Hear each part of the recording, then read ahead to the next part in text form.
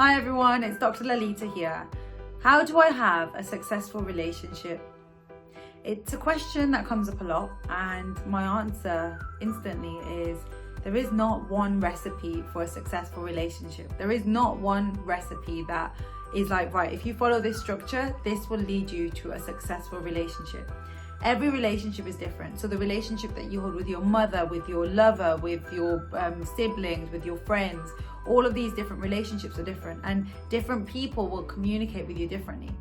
Now, there are foundations of a relationship that are important. So, for example, communication. If you aren't able to communicate with, for example, if it's your romantic partner, if you're not able to communicate and they're not able to also understand you because they can't empathize, or they're not willing to want to understand, can that relationship truly work the way that you want it to? And it also comes back down to trying to understand and empathize. So this is all part of communication, is really trying to understand the other person's perspective.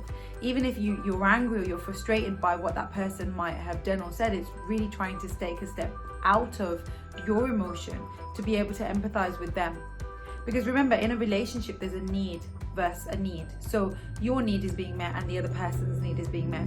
And there's intentions for both partners as well. So one person might be the intention is that I want to be loved. Another partner might be I want to be loved. But this version of being loved is very different to this version of being loved. So this is where communication can make it very powerful in the way that you're listening to one another, empathizing, understanding each other's needs, being loyal to one another, trusting one another.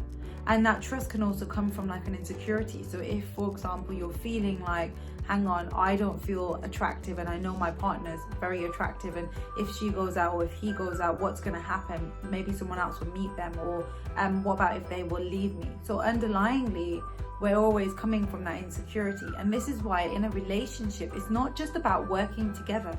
It's also about working on yourself. Because the selves that you have separately away from this relationship is what makes this relationship work. So if you're out there and you're like, right, okay, everything is just doing everything with this partner, that can become quite unhealthy, because everything is to do with this partner. You're doing everything. You've got your entire life around this partner. Now that might work for some people, but for some people it can feel very, very like overwhelming, and it can feel difficult because they feel very trapped or very sort of stuck, and they feel like, I want this other part of me to grow and develop. But they don't realize that, and instead it becomes a frustration in the relationship, because what they don't know, they don't know. And this is why even just going out and having a session with a therapist or professional to really try and unravel what is going on in your relationship, what's happening, why or how is it that you're communicating?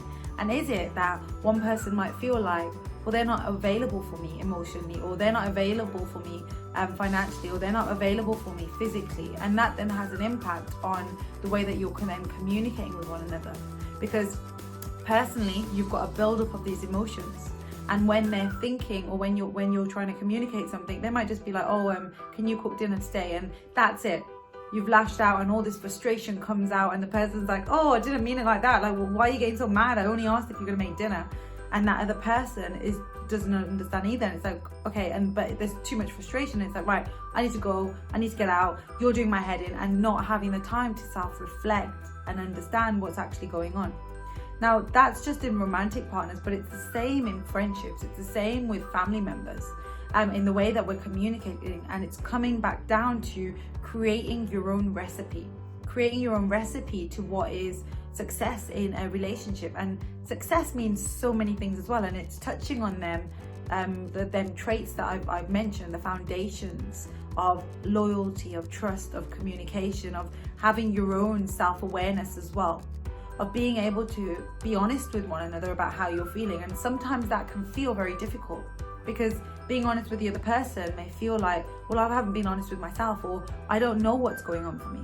And this is why sometimes it can be like, right, let's talk about this. Because say, for example, you're trying to talk and say something, and the other person instantly shuts you down or says, look, I don't want to talk about this. Can we talk about this later? And that instantly makes you feel like, okay, so clearly my partner doesn't know how to take my emotions, or I'm too much. And this can stem back to a previous experience where you may have felt too much. And going back to any insecurity, if we're bringing insecurity into relationships, it's okay to do that, because we all have insecurities. but it's how these insecurities are impacting on our relationships and how safe we feel to be vulnerable and share these insecurities with one another.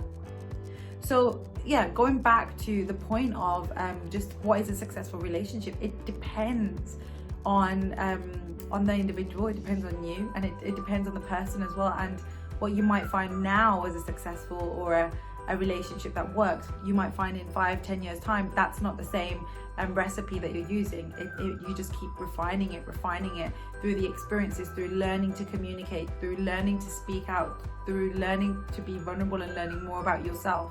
So it's so fascinating to understand how you're communicating with other people around you, because you can learn so much from that. So on that note, I would like to wish you well, take care, and talk later. Take care, bye-bye.